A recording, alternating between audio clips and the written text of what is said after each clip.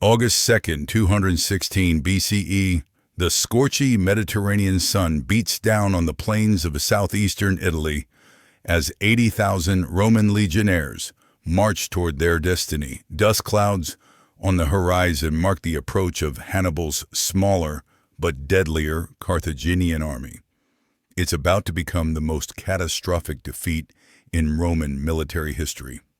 But let's change one thing. Hidden among the olive groves overlooking the battlefield is something that shouldn't exist for another 2,200 years. A 12-man Army Special Forces A-Team, complete with modern weaponry, satellite communications, and drone technology that would make Roman gods weep with envy. So what happens when the most elite warriors of the 21st century are dropped into antiquity's most legendary tactical disaster? Can a handful of Green Berets rewrite one of history's bloodiest pages? Or will even future soldiers fall victim to Hannibal's genius? This isn't your grandfather's Roman legion. A modern Special Forces A-Team represents the pinnacle of military evolution.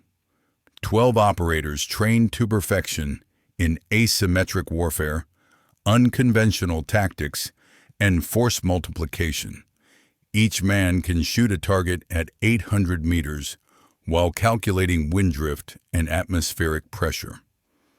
They communicate through encrypted satellite links that would seem like divine telepathy to ancient minds. Their night vision turns darkness into daylight, and their thermal imaging reveals enemy positions through morning mist and battlefield smoke. The team carries M4 carbines firing 5.56 NATO rounds at 750 rounds per minute. The team's sergeant wields an M249 squad automatic weapon loaded with 200 rounds of devastating firepower. Each operator carries a sidearm, combat knife, and enough explosives to level a small fortress. But their real weapon is something far more dangerous than steel and gunpowder. It's 21st century battlefield intelligence. Overhead, invisible to Roman and Carthaginian eyes alike, an MQ-9 Reaper drone circles at 25,000 feet. Its cameras can count the rings on a centurion's armor from 5 miles away. Real-time satellite feeds stream directly to ruggedized tablets, showing troop movements, supply lines, and tactical positions with godlike clarity. The Special Forces team doesn't just see the battlefield, they own it. Against them stands military genius incarnate. Hannibal Barca, the man who crossed the Alps with elephants and spent 3 years terrorizing the Roman heartland. His army of 50,000 seasoned veterans includes crack African infantry, Spanish swordsmen, and Numidian cavalry that moves like liquid death across open ground. These aren't conscripted farmers. They're professional killers who've crushed Roman armies from the Trebia to Lake Trasimene. But Hannibal's greatest weapon isn't his soldiers.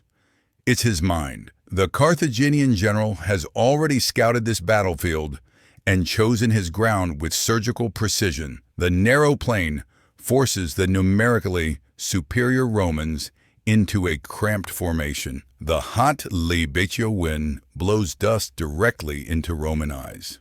Most crucially, Hannibal has devised a tactical masterpiece that will be studied in military academies for the next 2 millennia. The double envelopment, the perfect trap. As dawn breaks over Cannae, Roman consul Varro deploys his massive army in traditional formation. 8 legions arranged in checkerboard pattern, heavy infantry in the center, cavalry on the flanks. It's textbook Roman tactics, designed to smash through enemy lines through sheer weight and discipline. What Varro doesn't know is that Hannibal has already anticipated every move.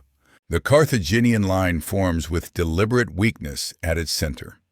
Gallic and Spanish troops, brave but lightly armored, curve slightly forward in a convex bulge. Behind them, out of sight, wait Hannibal's elite African infantry, heavy spearmen who've been held in reserve for the killing blow. On the flanks, Numidian horsemen paw the ground like predators scenting blood. From their concealed position, the Special Forces team watches both armies deploy through high-definition optics. Their drone feed reveals what no ancient commander could possibly see.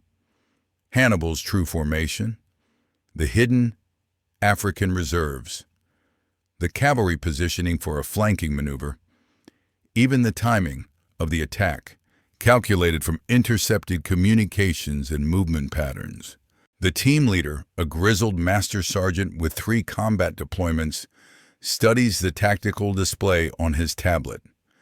2,200 years of military evolution have taught him exactly what's about to happen. The Romans will charge.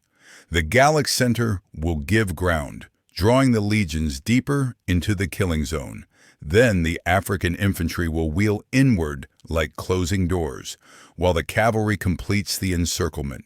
In 6 hours, 70,000 Roman soldiers will be dead or dying on this field, unless 12 men with future weapons can somehow change the course of history itself. The team has 3 options: stay hidden and watch history unfold as planned, extract immediately and let 70,000 Romans march to their deaths, or intervene with technology so advanced it might as well be magic.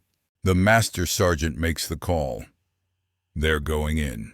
The Special Forces operators split into 3 fire teams. Alpha Team will target Hannibal's command structure using precision strikes. Bravo Team moves to disrupt the Carthaginian cavalry before they can complete their flanking maneuver. Charlie Team positions themselves to break the double envelopment when it begins closing. Each team carries enough firepower to obliterate entire centuries. But their real advantage is something ancient armies never possessed: perfect battlefield awareness. At 0800 hours, the Roman advance begins. 80,000 men surge forward in perfect formation, their bronze armor glinting like scales on some massive serpent. War horns echo across the plain as centurions bellow orders in Latin. The ground trembles beneath countless marching feet. From the Carthaginian lines comes an answering roar as Hannibal's warriors prepare to receive the charge. Nay, the Special Forces drone adjusts its orbit, streaming live footage directly to the operators below. Thermal imaging reveals exactly what Hannibal's planning. As the Romans close distance, the Gallic center begins its choreographed retreat. Not a rout, but a controlled withdrawal designed to draw the legions deeper into the trap.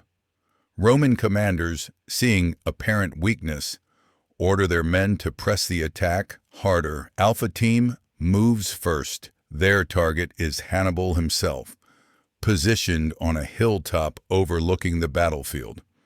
At 600 meters, the team's sniper chambres a .338 Lapua Magnum round designed to punch through modern body armor. Ancient bronze won't even slow it down.